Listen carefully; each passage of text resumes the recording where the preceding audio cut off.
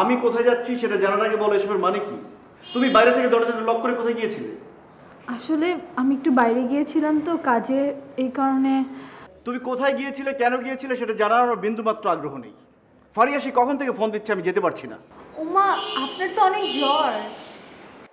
রাশেদ ভাইয়া ফ্রি ছিল, উনি আমাকে লিফট দিয়েছে, আমি চলে এসেছি। ওকে বাই, রাখছি। সাইফ, তুই এসব কি বলছিস? তোর মাথা ঠিক আছে তো? দেখো মামা, যেটা সত্যি আমি সেটাই বলছি। তুই ফারিয়াকে ভালোবাসিস, তাহলে নীরাকে বিয়ে করলি কেন? কেন করেছি তুমি বুঝতে পারছো না মামা? বুঝবে, সাইফ একদিন ঠিকই বুঝবে সে কি হারাতে যাচ্ছে। নিশ্চয়ই বুঝবে। মানে দেখো, উই হ্যাভ এ রিলেশনশিপ, আর একটা রিলেশনশিপ মেনটেন করতে হলে একে অন্যের মানে সমস্যাগুলো আসলে বুঝতে হয়। রাশেদের সাথে তোমার এত মেলামেশা আমার ঠিক পছন্দ না। মানে রাশেদ আমার photographer.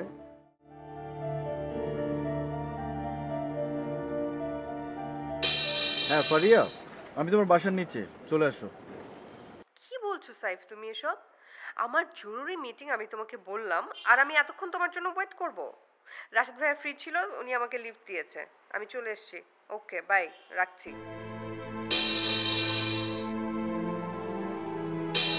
Wait wait wait wait, আমাকে বলতে দাও। মানে তুমি রাশেদকে খুব জেলাস করছো, তাই তো? মানে খুব জেলাস করো। দেন ক্লিয়ার করতে দাও আমাকে, জাস্ট ক্লিয়ার করতে দাও। জেলাস বা কষ্ট না আমারও হয়। হ্যাঁ শোনো, তোমার যদি ভালো না লাগে, তোমার যদি এত কষ্ট হয়, তাহলে তুমি তোমার বউকে ডিভোর্স দিয়ে দাও, দিয়ে তারপর আমার কাছে আসো, তারপর আমাকে গাইড করো, দেখি কত পারো। আর যদি সেটা না পারো, তাহলে তোমার এই চেহারাটা আমাকে কোনোদিন দেখাতে এসো না। ফারিয়া, ফারিয়া আমাকে ছেড়ে যাবে? নীরাও আমাকে ভালোবাসে না।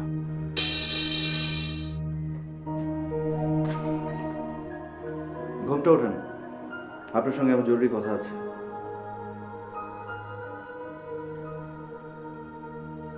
কি আশ্চর্য, আপনি শুনতে পাচ্ছেন না? আপনার সঙ্গে আমার জরুরি কথা আছে, ঘুমটা ওঠান। এখন আপনি আবার কই যাচ্ছেন? আমি কোথায় যাচ্ছি সেটা জানার আগে বলো এসবের মানে কি? তুমি বাইরে থেকে দরজাটা লক করে কোথায় গিয়েছিলে? আসলে আমি একটু বাইরে গিয়েছিলাম তো কাজে, এই কারণে। তুমি কোথায় গিয়েছিলে, কেন গিয়েছিলে সেটা জানার আমার বিন্দুমাত্র আগ্রহ নেই। ফারিয়া সে কখন থেকে ফোন দিচ্ছে, আমি যেতে পারছি না। ওমা, আপনার তো অনেক জ্বর। Just shut up.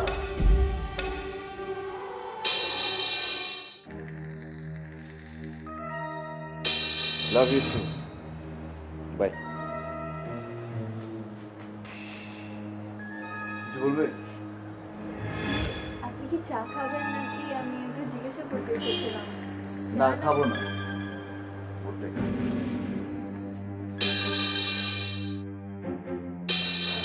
তুই ফারিয়াকে ভালোবাসিস, তাহলে নীরাকে বিয়ে করলি কেন?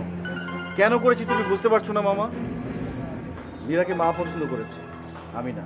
তুই আপাকে ফারিয়ার কথা বললেই পারতিস।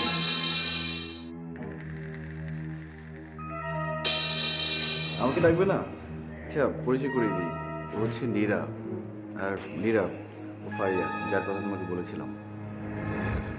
আপনারা বসুন না, আমি নাস্তা নিয়ে আসি। আপনারা প্লিজ বসুন।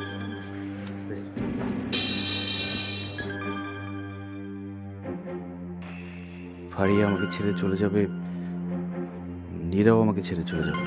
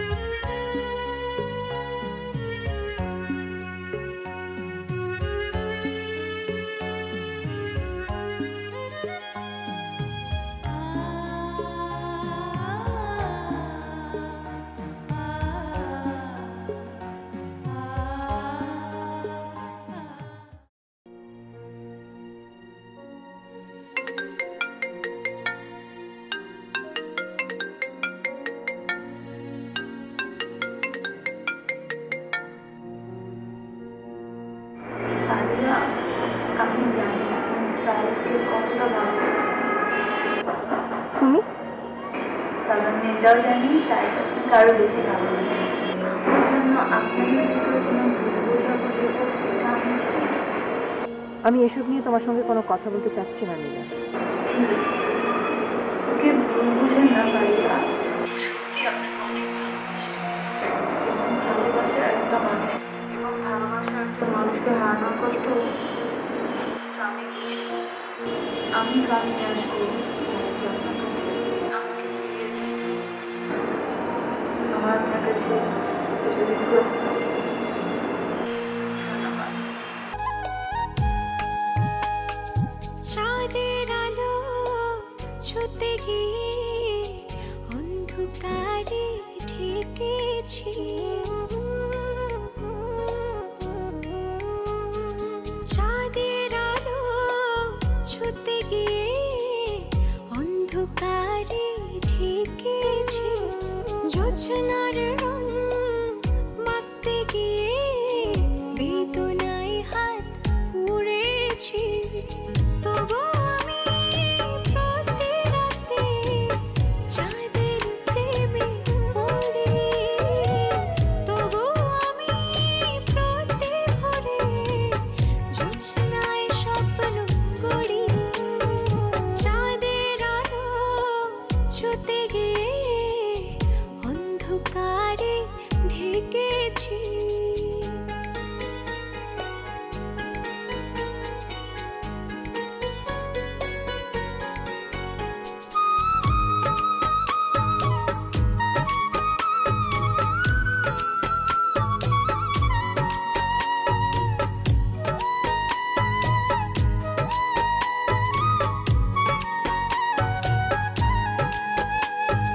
চাঁদের সাথে আমার হলো না বোঝা পড়া, মনে মনে শুধু ইচ্ছে বসতি গড়া,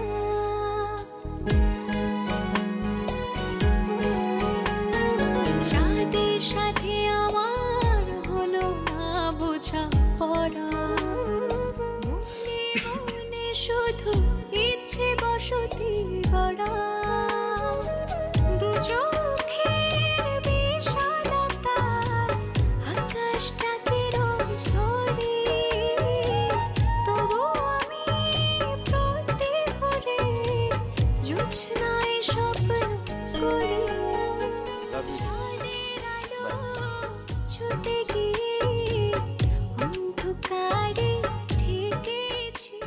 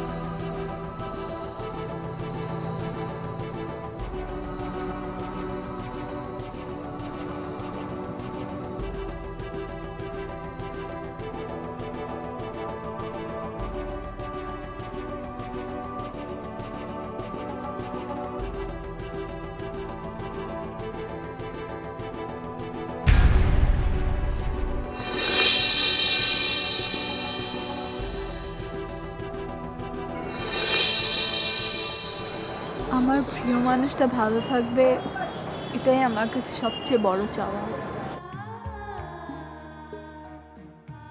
যদিও আমি আপনাকে খুব বেশি সময় ধরে চিনি না, কিন্তু আপনি আমার মনে অল্প সময়েই প্রিয় মানুষের জায়গাটি করে নিয়েছেন। ভালো থাকবেন সবসময়, আপনারা সুখী থাকবেন।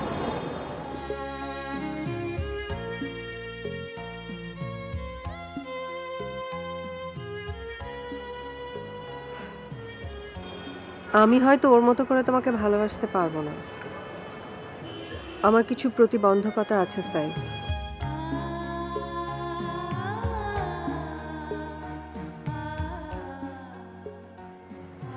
কিছু করার নাই, আমি এমনই। আমার কাছে ভালোবাসার চেয়ে ক্যারিয়ারের প্রায়োরিটি অনেক বেশি।